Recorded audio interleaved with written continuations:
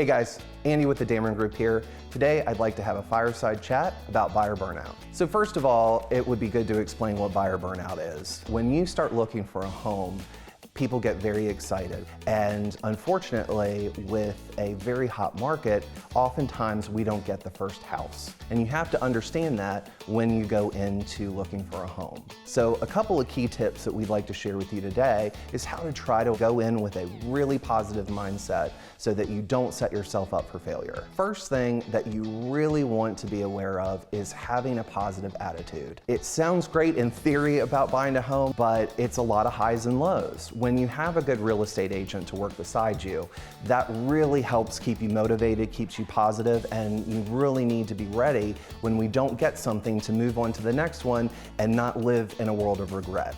So along with a positive attitude, you really need to make sure that you've set expectations for yourself. With a market like Charlotte, it is very hot, inventory is low, and with that, you need to understand that it may not be the first house or first few houses that we see. So setting that expectation that it may not be the first one would do you well in this process.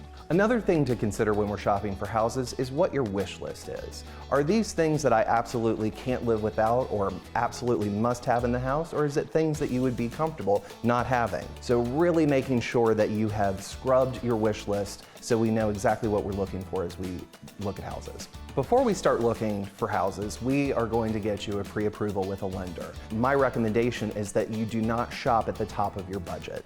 Work in some room there so that we're able to craft and come up with the best offer to win a multiple offer situation. Another recommendation we have, obviously we're going to see some houses that are absolutely beautiful and you'll fall in love with them.